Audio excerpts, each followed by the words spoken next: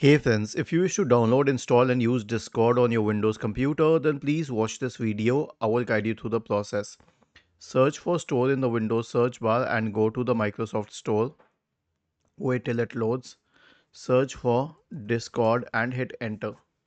And then go to the Discord app and then click on install. This way you will be able to install Discord on your system. Okay. It's still downloading. Then it will also check the services on your system and then it will start installing it.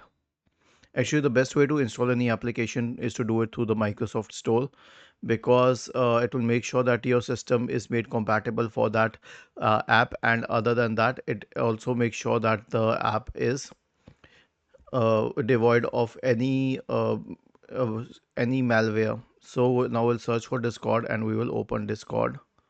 Okay, it will start updating Discord before anything else, and then it will start installing the updates, and then it will launch Discord.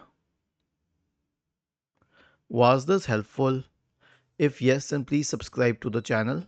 If not, then let us know in the comment section of the video on how we could help you further. Thank you for watching this video and have a nice day.